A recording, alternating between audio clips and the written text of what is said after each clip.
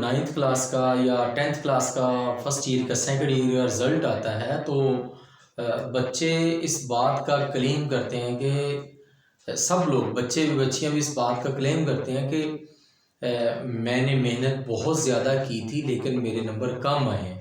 बच्चे ये एक्सपेक्ट कर रहे होते हैं कि जितना मैंने पढ़ा है जी मेरे नंबर आएंगे जी 480 490 आएंगे।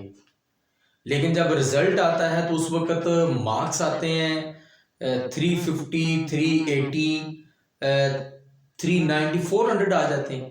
लेकिन वो इतने ज़्यादा नंबर कम हो जाते हैं। क्यों कम होते हैं नंबर?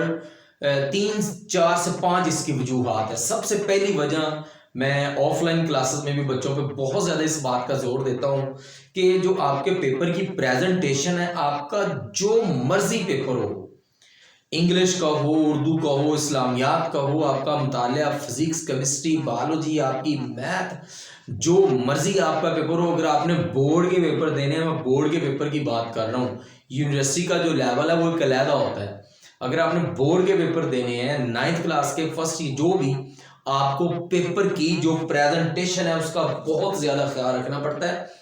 मैं यहाँ पे आपको छोटी सी एक मिसाल बताता हूँ, 1 मिनट में बता। देखे जरा, ये आपका पेज है ना, बच्चे क्या करते हैं, बच्चियाँ क्या करते हैं कि ये इधर सीन लिखा, इधर जीम लिखा जो आपका सवाल है, और सवाल लिख के जवाब लिख दिया, और उसके बाद यहाँ पे फिर आगे जो सवाल है जवाब, ये बिल्कुल टोटली रॉन्ग है। ऐसा तरीका बिल्कुल भी आपने नहीं अपनाना। जब आपने अपने पेपर को हल करना है तो आपने प्रॉपर यहाँ पे सवाल नंबर लिख के आपने जो है ना, यहाँ पे सवाल नंबर लिखना है, यहाँ पे आप लोग जवाब लिखेंगे, सवाल लिखा गया जवाब लिखेंगे, उसके बाद आपने ये लाइन जरूर लगानी है। इस लाइन की बहुत इंपॉर्टेंस है, बहुत ज्यादा इंपॉर्टेंस है। जब हम पेपर चेक करते हैं तो मैं अगर अपनी बात करूं, पर्सनली जो मेरे साथ कुलीग्स होते हैं पेपर चेक कर रहे होते हैं, पेपर की प्रेजेंटेशन को देखते हैं, नहीं कंसीडर करते हैं बच्चे ने यार प्रेजेंटेशन कितनी अच्छी की है। प्रेजेंटेशन अच्छी होती है, ऑटोमेटिकली जो है ना वो टीचर पे इंप्रेशन पड़ता है और वो टीचर अच्छे नंबर आपको देता है। अगर वो कमी बेशी है तो वो कंपनसेट वो पूरी हो जाती है। अगर आपने प्रेजेंटेशन जो है ना अच्छी की, इस तरह से लाइन लगाई है, आपने खूबसूरत पेपर को जो है ना वो हल किया। अब ऐसा भी नहीं है कि आप कहें सर मैंने खूबसूरत हल किया था और मेरे नंबर नहीं है, ऐसा नहीं कहना मुझे। अगली बात यह है कि जब आपने ये प्रेजेंटेशन आपको आती है ना तो आप बच्चे प्रैक्टिस करेंगे।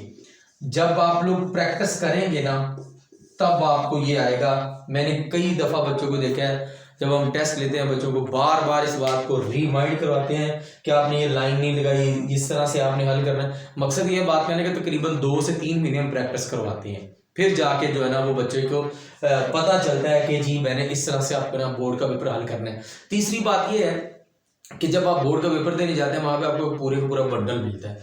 जो बंडल होता है ना, उसका जो पहला पेज होता है ना, पहले पेज पे आप कुछ नहीं लिखते। उन्होंने लिखा होता है यहाँ से लिखना शुरू करें। जिन्होंने 10th के पेपर दिए उनको पता है, जिन्होंने 9th के भी पेपर देने हैं, फर्स्ट ईयर के सेकंड ईयर के पहले पेज पे कुछ नहीं लिखना। ये देखिए मिसाल के तौर पर मैं भी आपको समझाता हूँ। ये जी पूरी शीट है, ठीक है, पूरी शीट है। वो कहेंगे यहाँ से लिखना शुरू करें। आपने यहाँ से लिखना नहीं शुरू करना, आपने ये पेज छोड़ देना है, आपने यहाँ से लिखना शुरू करना है।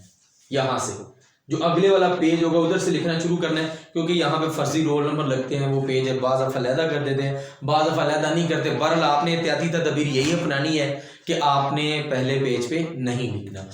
अगली बात यह है कि जो आपके आर्ट्स के मजमून होते हैं ना उसमें बहुत ज़्यादा नंबर कटते हैं। मिसाल के तौर पर आपका जी उर्दू का पेपर है, आपका इस्लामियात का पेपर है, तला पाकिस्तान का पेपर है। उर्दू का पेपर बच्चे आपका नंबर एम ही कट लेते हैं उर्दू वाले।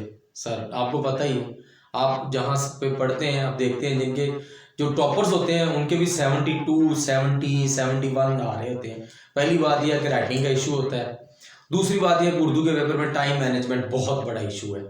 जितने भी पंजाब के बच्चे, पूरे पाकिस्तान से लोग जो है ना, हमारा जो बोर्ड का एजुकेशन का सिस्टम है, उर्दू के नंबर कटते हैं। टाइम कम होता है, लिखना ज़्यादा होता है। आपके पास जब वहाँ पे घड़ी नहीं ना होती तो आप नंबर कटेंगे। आप पहले मैनेज करके जाएं। इसके लिए मैंने अलहदा एक वीडियो चैनल पे बनाई है, पूरी टाइम की मैनेजमेंट प्रॉपर मैंने बनाई है, आप लोग वो देख सकते हैं।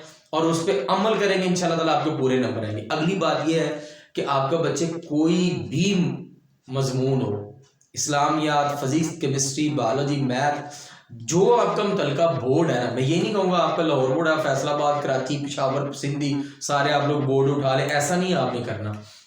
जो आपका बोर्ड है ना, आपने उसके 5 साल पेपर जरूर हल करने हैं। वहां से आपके जो है ना क्वेश्चन लग जाते हैं 10%, 20%, इवन के 30% भी जो है ना वहां से क्वेश्चन आ जाते हैं। वो आपको आने चाहिए, टिप्स पे क्वेश्चन आने चाहिए। अगली बात यह है कि आपकी किताब जो भी हो, आपने किताब वाले MCQs इतने अच्छे तरह से याद करने हैं, उनमें से एक भी MCQs आपका गलत नहीं होना चाहिए, क्योंकि 12 में से 8 से 9 MCQs उसी एक्सरसाइज से आते हैं जो किताब पे मौजूद होती है।